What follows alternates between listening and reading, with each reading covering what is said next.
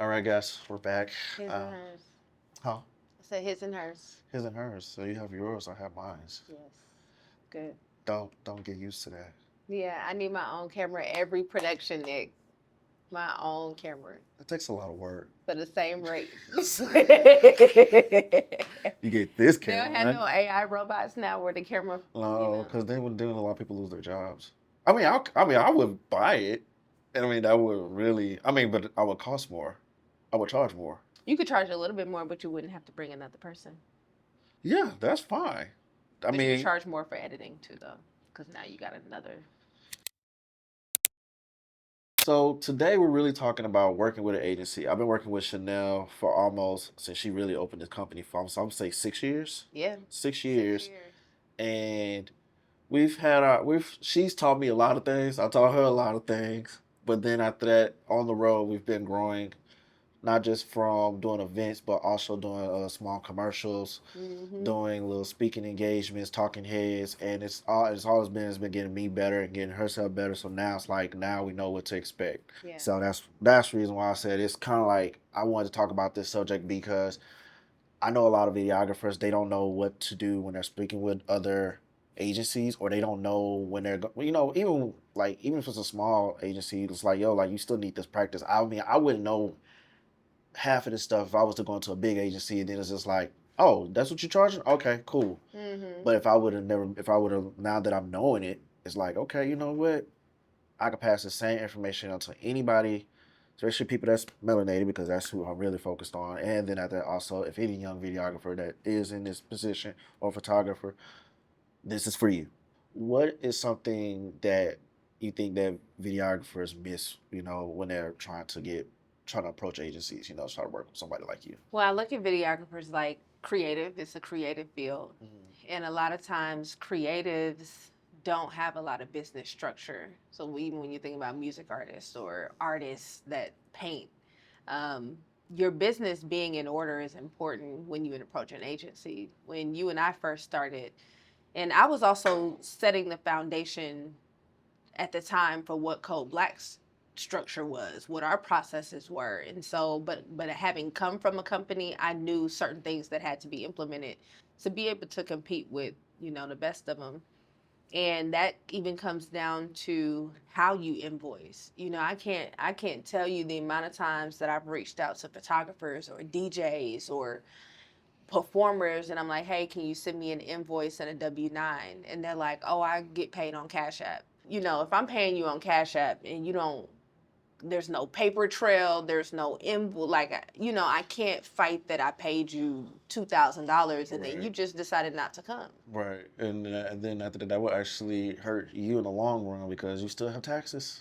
And people don't understand that. Like, I think when starting with that paper trail, I mean, I started off with Cash App and Zelle, and that was just a learning phase. And I realized I was like, now once you have a business account, it changes everything, especially with that LLC, because now it's like, okay, I gotta break this down.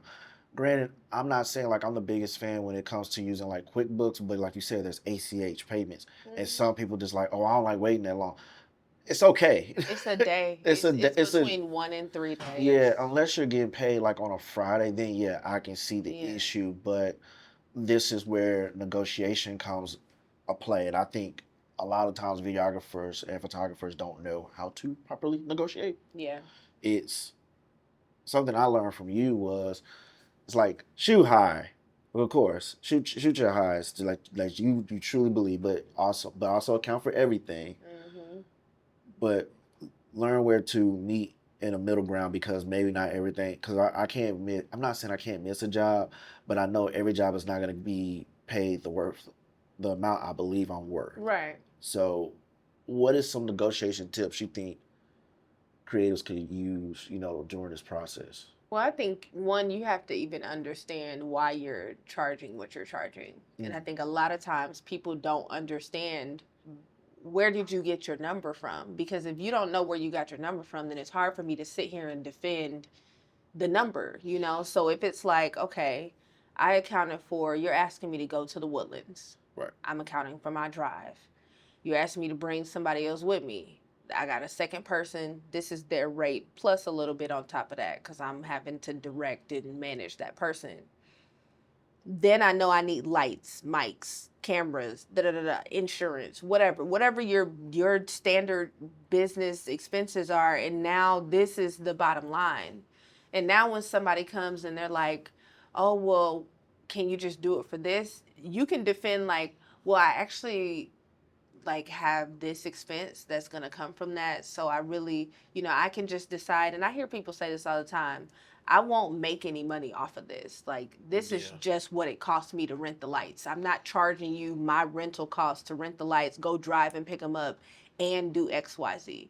And that helps put things into perspective because we're in a world that is going to bargain. You'll bargain with people. I bargain.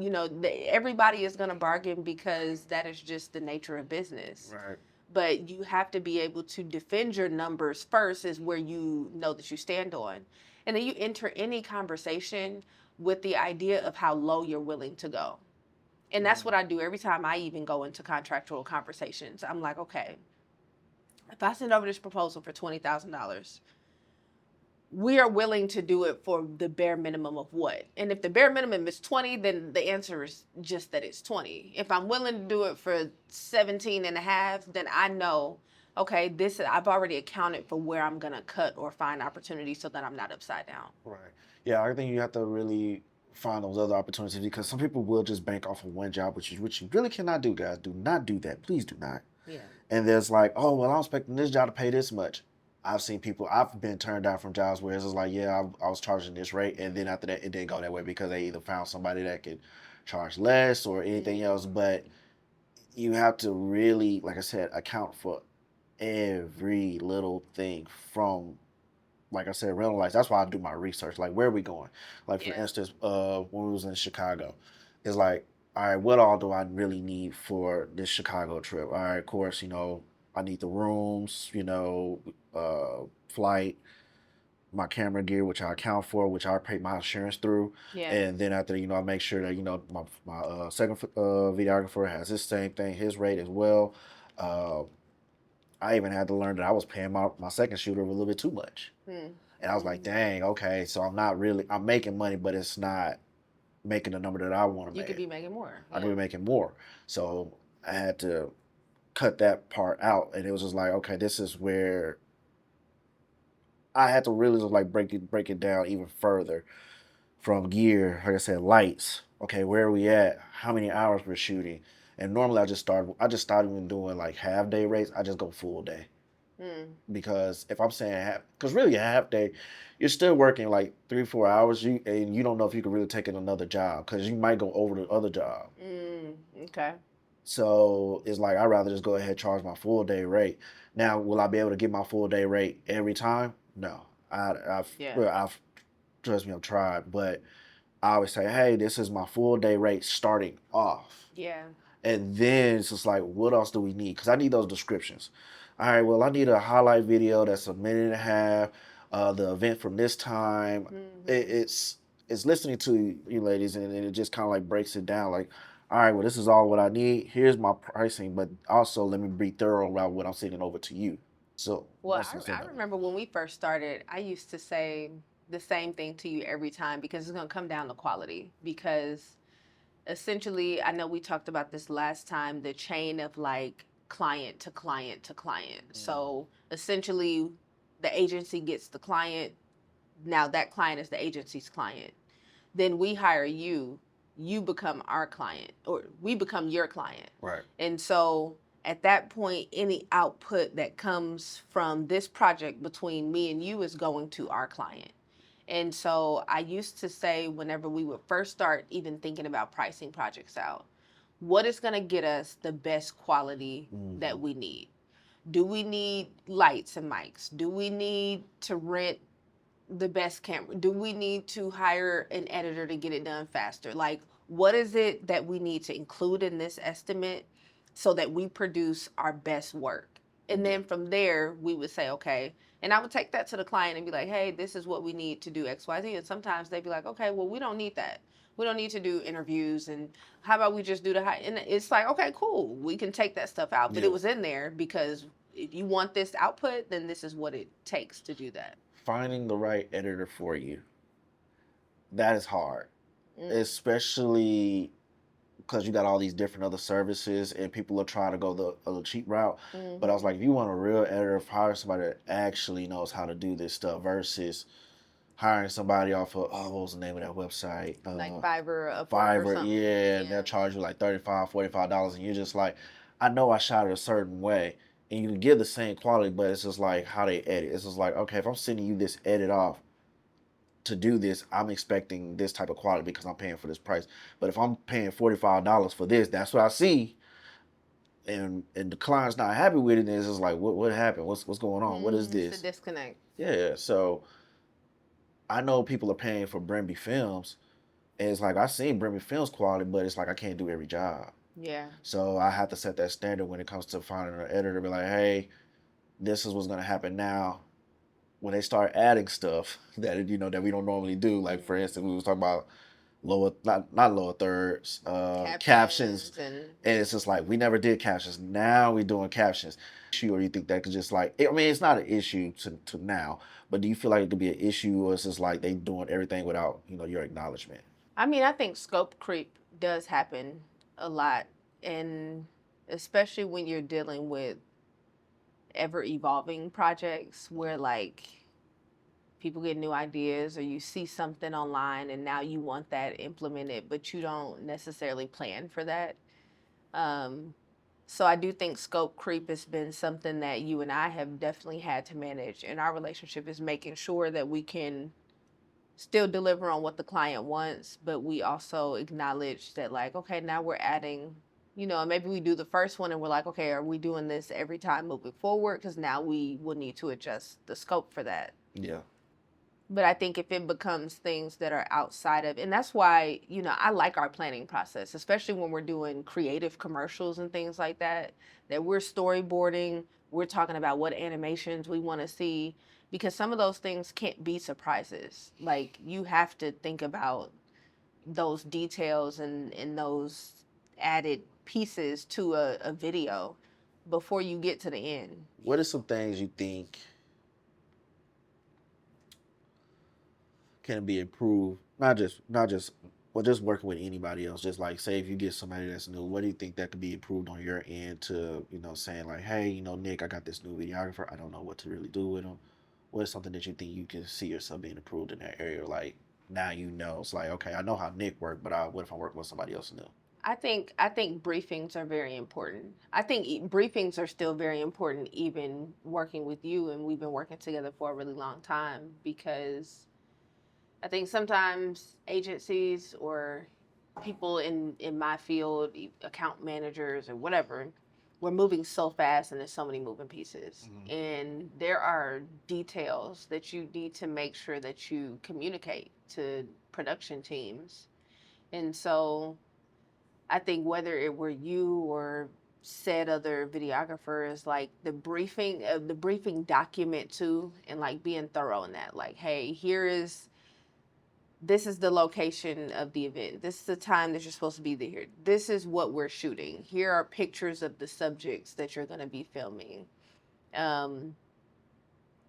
This is the expected output, delivery time. Like just being very detailed in that process is really important, because it's easy to throw when somebody is super skilled at something.